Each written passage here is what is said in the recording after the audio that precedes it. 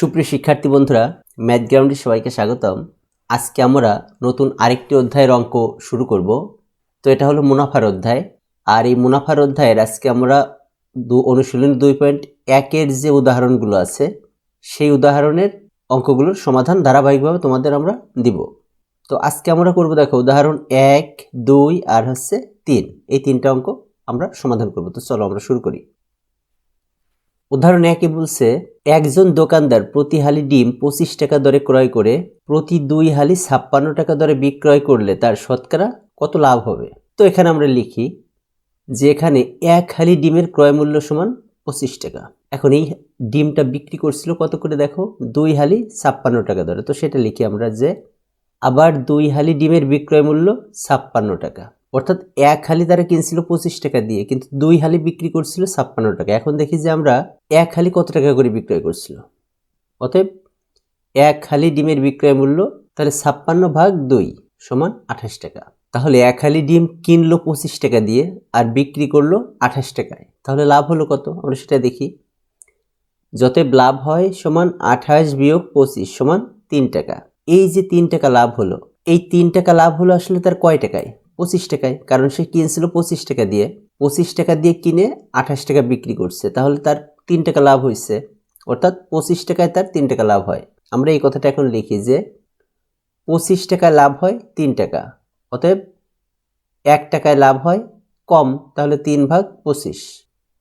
অতএব 100 টাকায়, যেহেতু বলছে কি তার শতকরা কত লাভ হবে, তাহলে 100 টাকায়, অর্থাৎ 100 টাকায় লাভ হয়। তো 100 টাকা মানে কি বেশি টাকা, তাহলে গুণ হবে 3 গুণ 100/25। এখন আমরা 25 দিয়ে যদি 100-কে কাটি, তাহলে এখানে হবে আমার 4 সমান 3 4-এ 12 টাকা। অতএব নির্ণেয় লাভ 12%। এটা আমাদের অ্যান্সার।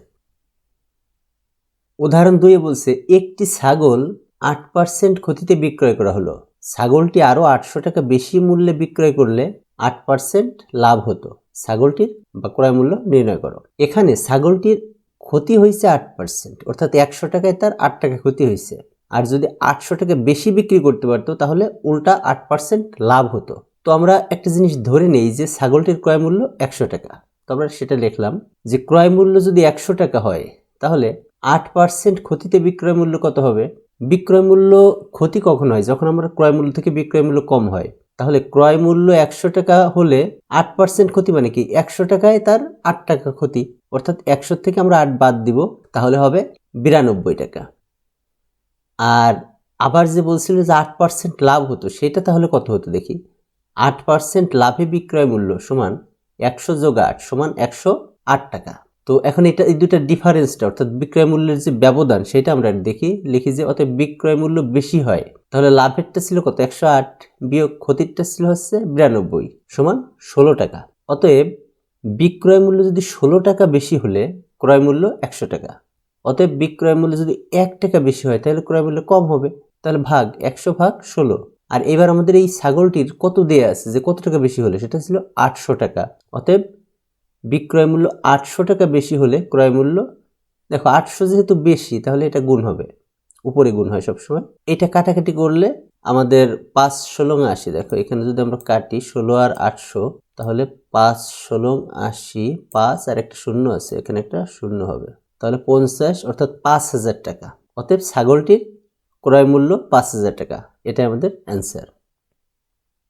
3 নম্বর বলছে, রমিজ সাহেব ব্যাংকে 5000 টাকা জমা রাখলেন এবং ঠিক করলেন যে আগামী 6 বছর তিনি ব্যাংক থেকে টাকা উঠাবেন না, অর্থাৎ 6 বছর এই টাকাটা স্থায়ীভাবে থাকবে। ব্যাংকের বার্ষিক মুনাফা 10% হলে, অর্থাৎ ব্যাংক তাকে 100 টাকায় 1 বছরে দেবে 10 টাকা। তো 6 বছর পর তিনি মুনাফা কত পাবেন? 2 নম্বর বলছে যে মুনাফা আসল কত হবে। তো এইসব অঙ্কের ক্ষেত্রে আমরা কি করব? ডান পাশে এখানে একটা দাগ দিব, দাগ দিয়ে ডান পাশে আমরা অঙ্কের যে মানগুলা, এগুলা সুন্দর করে সাজাই নিব আগে। হ্যাঁ, তো আমরা এখানে লিখি যে দেওয়া আছে আসল পি সমান 5000 টাকা। আসল অর্থাৎ প্রিন্সিপাল অ্যামাউন্ট, আমাদের মূল যে অ্যামাউন্টটা, আমাদের নিজের যে টাকাটা, মূলধনটা, সেটাই হচ্ছে আসল বলা হয়, অর্থাৎ প্রিন্সিপাল অ্যামাউন্ট। তো এটা 5000 টাকা। এবার সময় কত বছর? দেখো 6 বছর, তাহলে সময় এন সমান 6 বছর। এইবার মুনাফার হার, মুনাফার হার আর সমান 10%। তো 10% মানে কি? পার্সেন্ট মানেই হচ্ছে যত পার্সেন্ট থাকবে 100 টাকার মধ্যে তত টাকা, অর্থাৎ পার্সেন্ট মানে নিচেই 100 হবে, তাহলে 10% মানে হচ্ছে 10/100। এখন আমাদের দুইটা জিনিস চাইছে, একটা হচ্ছে মুনাফা আয় সমান কত আর মুনাফা আসল এ সমান কত। তো মুনাফা আসলকে আসলে অ্যামাউন্ট বলা হয়, অর্থাৎ টোটাল অ্যামাউন্টটা মিলে হচ্ছে মুনাফা আসল, এই জন্য এখানে এ দেয় অর্থাৎ অ্যামাউন্ট। তো আমরা এখানে লিখি যে আমরা জানি আয় সমান PNR সমান, দেখো পির মান কত 5000 গুণ এন এর মান 6 গুণ আর এর মান দেখো আমরা 10/100, তো এখানে লিখলাম 10/100 টাকা। এখন যদি আমরা কাটাকাটি করি তাহলে এই যে দুইটা শূন্য যদি আমরা এইখানে কেটে দিই, দুইটা শূন্য কেটে দিই, আর এখানে তাহলে কত হলো দেখো 6 530 আর 30-এর সাথে দুইটা শূন্য অর্থাৎ 3000 টাকা। তাহলে এই যে 3000 টাকা বেরোলো এটা কি মুনাফা, তাহলে মুনাফা আয় সমান 3000 টাকা, এটা হচ্ছে মুনাফা। আর আমাদের মূলধন কত ছিল 5000, তাহলে 5000 আর 3000 যোগ করলেই কিন্তু আমরা মুনাফা আসল পেয়ে যাব। তাহলে অর্থাৎ মুনাফা আসল এ সমান আই প্লাস পি। তো আই হচ্ছে মুনাফা আর পি হচ্ছে প্রিন্সিপাল অ্যামাউন্ট, তো আমরা সেটা লিখি 3000 যোগ পি হচ্ছে কত আমার 5000 টাকা সমান 8000 টাকা। তাহলে এটা আমরা উত্তরটা লিখি যে অর্থাৎ নির্ণয় মুনাফা 3000 টাকা এবং মুনাফা আসল 8000 টাকা, এটাই আমাদের অ্যান্সার। সুপ্রিয় শিক্ষার্থী বন্ধুরা, ম্যাথ গ্রাউন্ডে সবাইকে স্বাগতম।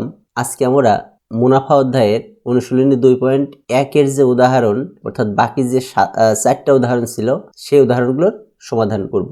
তো এখানে আমাদের আছে উদাহরণ 4, 5, 6 এবং 7 নাম্বার। আজকে আমরা এই সবগুলোরই সমাধান করে দিব। তো উদাহরণ 4-এ দেখো কি বলছে, শতকরা বার্ষিক 8.1 টাকা মুনাফায় কত টাকার 6 বছরের মুনাফা 2550 টাকা হবে। তো এইসব অঙ্কের ক্ষেত্রে আমরা আগেই বলছি যে এখানে আমরা একটা দাগ দিব এবং ডান পাশে আমাদের যে মানগুলো আছে অর্থাৎ অঙ্কের যে হিন্টসগুলো এগুলো সুন্দর করে লিখে নিব। তো আমরা লিখি দেওয়া আছে মুনাফা আয় সমান 2550 টাকা।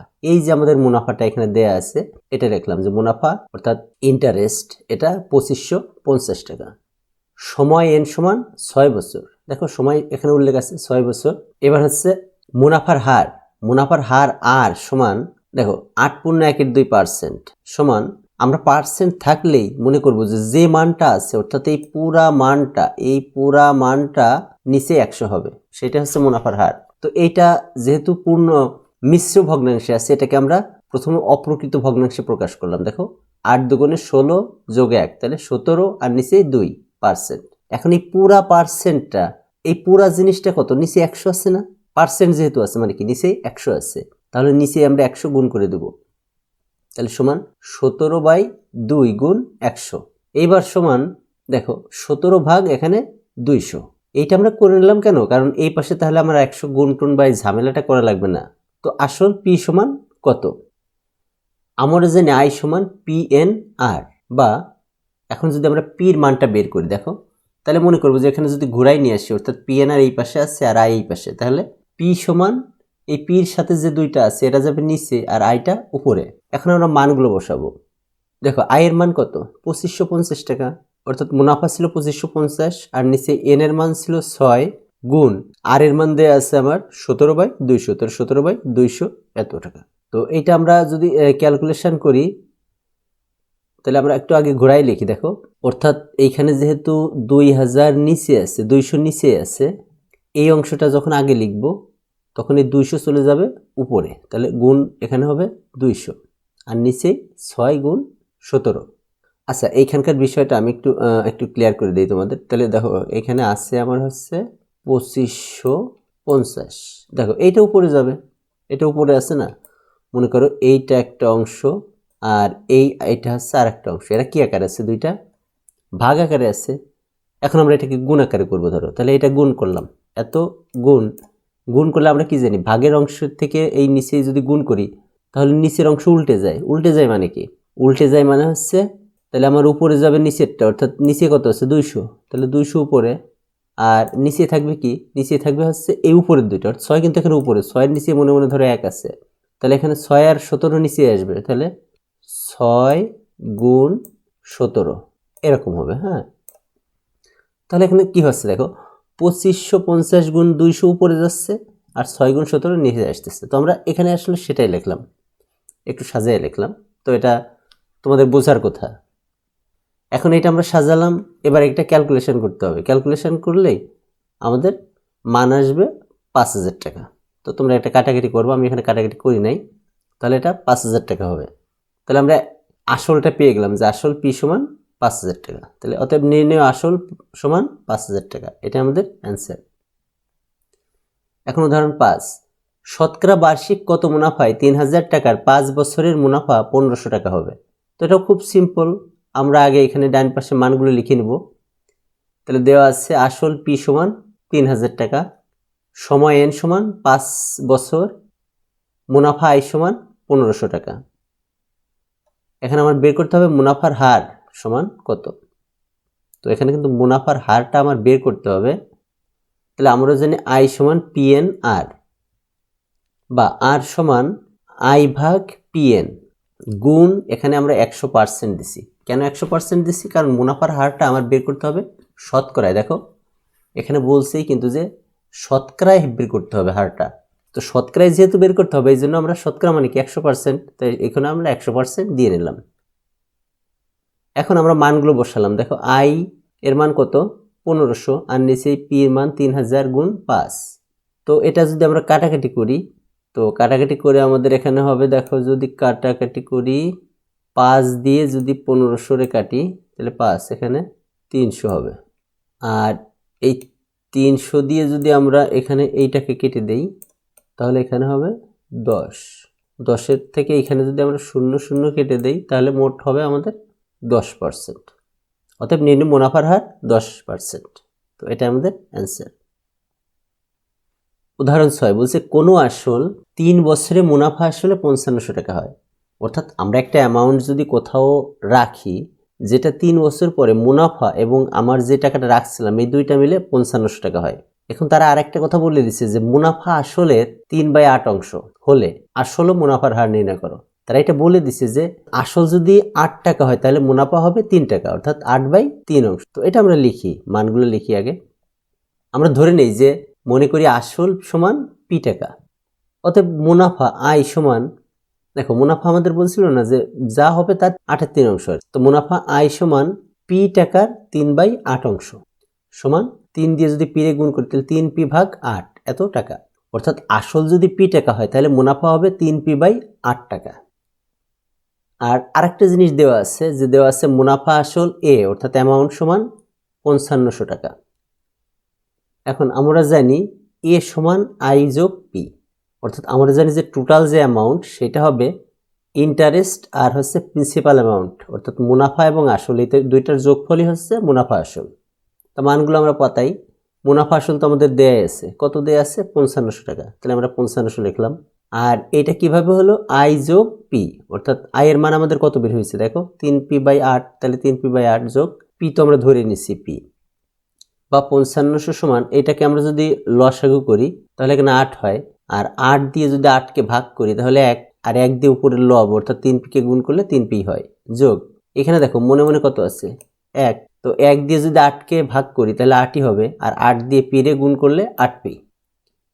বা এবার আমরা 8 গুণ করছি, এখানে 8 গুণ কিরকম মনে করো, এখানে মনে মনে 1 আছে, হ্যাঁ, তাহলে 3p আর 8p যোগ করলে কত হয়? 11p। 11p, ওই 11pর সাথে 1 গুণ করলে এখানে 11p সমান এই 55 গুণ 8, বা p সমান এই 5500 গুণ 8 আর এর নিচে 11, অর্থাৎ 11 এখানে। তো এটা কাটাকাটি করলে দেখো 11 দিয়ে যদি এটা কাটিয়ে তাহলে 500 হবে, আর 8 গুণ 500 তাহলে এখানে 4,000 টাকা। তাহলে আমাদের আসল বের হলো 4,000 টাকা। এইবার আমরা এই আসলটা দিয়ে এবার সাজাই যে মুনাফার হার বের করার জন্য। তাহলে আসল 4,000 টাকা হলো, এখন আমরা এটাকে সাজাবো সুন্দর করে, দেখো। তো এখানে এখন আসল আমরা পেয়ে গেলাম যে আসল পি সমান 4,000 টাকা, অতএব মুনাফা আই সমান, দেখো মুনাফা আসল কত ছিল? 5,500 ছিল, তাহলে 5,500 থেকে 4,000 বাদ দিলে আমরা মুনাফাটা পেয়ে যাব, তাহলে এটা 1,500 টাকা। সময় এন সমান 3 বছর। এইবার আমরা মুনাফার হারটা বের করব। তো আমরা জানি আই সমান পিএনআর, বা আর সমান এই আই ভাগ পিএন গুণ 100%। এই 100% আমরা কেন দিলাম? কারণ আমরা এটাকে শতকরায় বের করব, মুনাফার হারটা বের করব আমরা শতকরায়, অর্থাৎ 100 টাকার মধ্যে বের করব, এই জন্য 100%। তো আমরা এখানে মানগুলো লিখে ফেলাই। আয়ের মান আছে 1,500 গুণ 100%, ঠিক আছে, এখানে পি এর মান 4000 গুণ এন এর মান সময় কত 3 বছর, তো সেটা লিখলাম। এখন এটাকে কাটাকাটি করলে আমাদের আসবে 12.5%। মুনাফার হার আর সমান 12.5%। তাহলে আমাদের উত্তর কি চাইছিল দেখো, আসল আর মুনাফার হার। তাহলে অতএব নির্ণয় আসল 4000 টাকা এবং মুনাফার হার 12.5%, এটা আমাদের অ্যান্সার। উদাহরণ 7, বার্ষিক 12% মুনাফায় কত বছরে 10,000 টাকার মুনাফা 4800 টাকা হবে। তো আমরা এখানে মানগুলো লিখি। দেওয়া আছে আসল পি সমান 10,000 টাকা, মুনাফা আই সমান 4800 টাকা, মুনাফার হার, তাহলে মুনাফার হার আর সমান 12% সমান 12/100, থাকলে সেটা 100-র মধ্যে, অর্থাৎ 12/100। এখন আমার সময়টা চাইছে, তো সময় এন সমান কত? আমরা জানি আই সমান পিএনআর, এটা হচ্ছে আমাদের একদম সিম্পল সূত্র, যেটা আই সমান পিএনআর। এখন এখান থেকে আমরা এন এর মানটা বের করব, বা এন সমান আই ভাগ পিআর সমান মানগুলো বসাই দিচ্ছি আমরা। দেখো আই এর মান কত 4800, আর নিচে পি এর মান 10,000 গুণ আর এর মান বের করছি আমরা 12/100, তাই এখানে আমরা লিখছি 12/100। তো এটাকে আমরা সাজায় লিখছি, আগেও এটা বুঝাইছি আগের একটা অঙ্কে, এটা কিভাবে আসে আর কি। দেখো এইটা হচ্ছে উপরের অংশ আর এই পুরাটা হচ্ছে নিচের অংশ। একসময় মনে রাখবা এই দুইটা ভাগ আকারে আছে, এটাকে এখন গুণ আকারে করব। তো গুণ করলে আমার উপরের অংশটা যা উপরেই থাকবে, অর্থাৎ উপরে যেটা আছে সেটা উপরেই থাকবে। আর এই নিচের অংশে দেখো এটা কিন্তু উপরে আছে, নিচে মনে মনে কত আছে 1, তাহলে নিচের অংশেরটা কিন্তু উল্টে যাবে, অর্থাৎ নিচের অংশে যারা উপরে আছে তারা নিচে যাবে, আর যারা নিচে আছে তারা উপরে থাকবে। তো 1কে আমরা এখানে ধরি নাই, 1 ধরলেও যা না ধরলেও তাই। দেখো নিচে কি আছে 100, এই জন্য 100কে আমরা উপরে দিছি। আর উপরে কে ছিল 12 আর হচ্ছে 10,000, এটা উপরে ছিল, এই জন্য এখন নিচে চলে আসবে, তো এটা নিচে আসছে। তো এটাকে এখন আমরা কাটাকাটি করি, কাটাকাটি করলে আমরা আসবে 4, তো এটা হবে আসলে 4 বছর। অতএব নির্ণয়ের সময় 4 বছর, এটা আমাদের অ্যান্সার। ধন্যবাদ সবাইকে।